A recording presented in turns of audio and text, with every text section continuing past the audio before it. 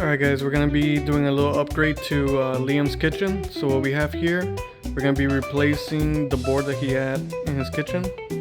I wanted something a little bit better, so what I wanted to do is do another project for him. We're going to try to do an outlet and still keep the hole for his little sign. But I mainly just got tired of cooking and not having an outlet readily available. So I'm going to put an outlet right here. So we're removing the cardboard. And what we ended up doing was going with a 2x3, what do they call it, dry erase board, chalkboard from Lowe's, or Home Depot sells it. But I went with Lowe's on this one just because they were able to cut it and help me out with the project. So it ended up being a 2x3 foot board.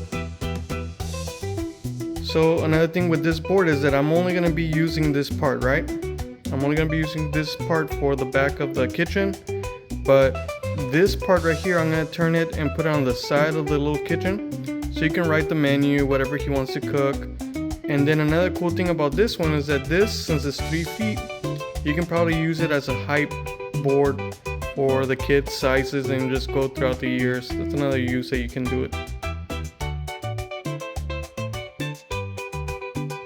So for us in our kitchen with this setup, you can leave it just as a dry erase board behind the kitchen so you can write and scribble. You can turn around and use it as a chalkboard to write and scribble.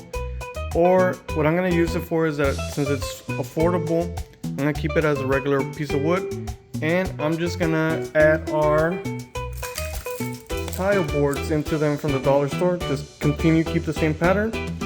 And then we're going to attach it, secure it, and then I'm going to show you what we're going to do next.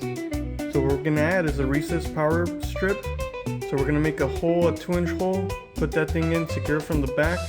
But this board gives us a nice sturdy support. And we're just going to plug it in, and then we can cook. And when we're done, we can just unplug it. And for safety, I'll just unplug the extension cord. Alright guys, so we're going to do it the same as before. We're going to use 2 to cover the majority of it. And the extra one that we're going to have is just to fill this gap, and then we're going to cut it to size. So the thing is that this is 12 inches and our opening for our kitchen is about maybe 11 and a half, so we should be good. Ended up putting 3 1/2-inch wood screws secured here in the bottom to prevent it from sliding back. You can put tape, you can do whatever, you can do it longer. So I think I ended up cutting this board at 26 inches. So I was just maybe going to 27 just so you can be more flush and have a better area to secure it on. Or use tape or whatever you like. Now this is how the front looks. Looks a lot better. Now for the power outlet, I think I'm going to go somewhere around here. This will be readily available to cook. We're going to be using a 2-inch hole saw to make a hole. And I think the outlet is about 2.5 inches, if anything, wide. So we should have enough space to put it in. And that's how it looks. The only thing is I'm starting to think that I should have done another wallpaper or something else, because I forget that the backboard is kind of like foamy. It's supposed to give you that tile look.